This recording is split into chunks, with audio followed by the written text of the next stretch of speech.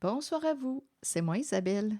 J'espère que vous allez bien et que vous êtes prêts, si vous le souhaitez, à écouter la suite de la lecture de la Bible illustrée, une version jeunesse de la Bible qui a été écrite par les auteurs François Campagnac, Christophe Rimbaud, Fabienne Pirenaudy et les illustrations sont de Fabien Jacques.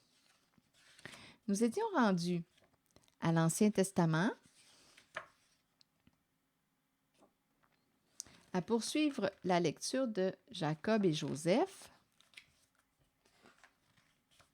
Joseph vendu par ses frères. Allons-y. Parmi ses 12 fils, Jacob préfère Joseph, fils de Rachel, son épouse bien-aimée. Un jour, il lui offre en cadeau un magnifique vêtement. Les autres fils de Jacob étaient déjà jaloux de leur frère. Cette fois, c'en est trop. Tuons Joseph. Oui, mais où? Quand? Lorsque nous garderons le troupeau avec lui dans le désert. Le jour dit, les frères attrapent Joseph et le jettent dans une citerne vide. Dans le désert, comme il n'y a pas de source, on conserve précieusement l'eau de pluie dans des sortes de grandes cuves, les citernes. Je reprends. Le jour dit, les frères attrapent Joseph et le jettent dans une citerne vide. Puis, ils changent d'avis. Au lieu de le tuer, ils préfèrent gagner de l'argent en le vendant comme esclave à des marchands qui passent.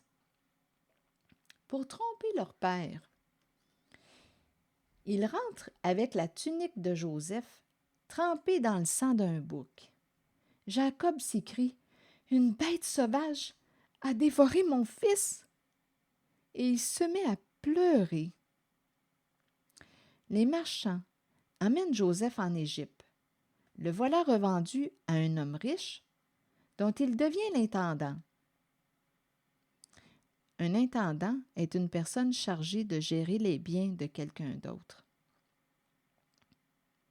Mais la femme de son maître, une menteuse, l'accuse d'un scandale. Joseph est jeté en prison. Il partage un cachot avec 2 serviteurs de Pharaon. Une nuit, ses camarades font chacun un rêve. À leur réveil, ils en parlent avec Joseph. Joseph leur explique que ses rêves annoncent leur avenir. Et tout se passe comme il l'avait prédit. Poursuivons avec les rêves de Pharaon. 2 ans plus tard, c'est Pharaon qui fait un songe étonnant.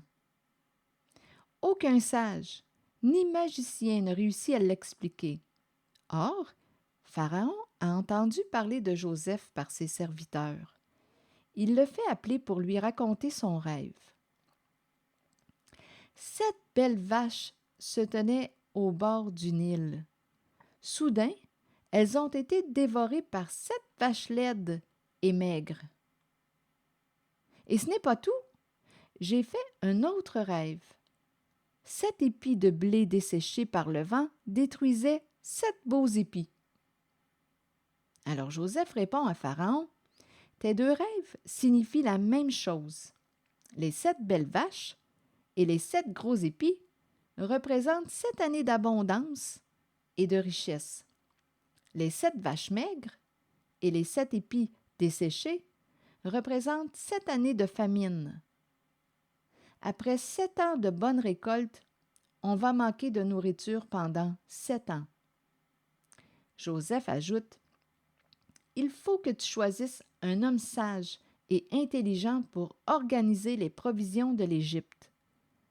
Pendant 7 ans, on mettra du blé en réserve pour affronter les 7 années de famine. » Pharaon répond, « Joseph, tu es l'homme de la situation. Sois l'intendant de l'Égypte. » Joseph se met donc à l'ouvrage. Pendant les 7 années de moisson abondante, il fait accumuler une grande quantité de blé dans les greniers du pays. Puis arrive la sécheresse, qui frappe aussi tous les pays voisins. On vient de partout pour acheter le blé égyptien.